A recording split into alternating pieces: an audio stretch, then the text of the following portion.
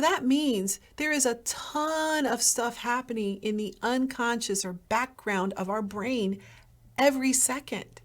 And it's necessary because how could we function otherwise? You can't walk through the world unaware of what's going on. Our brain and we would become paralyzed if we were aware of every single thing, stimuli that's happening around us, right? There's a part of our unconscious that is moving us around. I like to give this example. Have you ever driven somewhere and then when you arrived, you had no memory of how you drove there? You're like, oh, was I transported here? That is because the unconscious portion of your brain kicks in.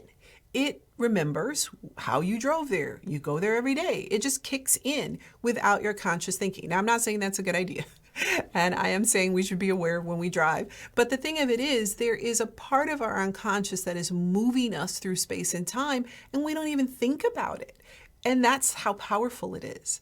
So it shouldn't be such a big jump to understand that there are pieces in our unconscious brain that we may not be consciously aware of that come out, just like those instructions that tell us how to drive from point A to point B. And in fact, what this is kind of a sleepwalk. There's a huge portion of our day that one could say we are in fact sleepwalking through life because our unconscious is moving us through rote and familiar activities without our conscious awareness. So being aware of what is going on, the small amount of awareness we may have is one could think of that as when we are awake. And, nowadays there's a lot of pejorative terminology around being woke. But my question is, why would we want to be asleep? I don't think any of us really want to sleepwalk through life. So it's important that we be awake and be alert as we interact with people and situations.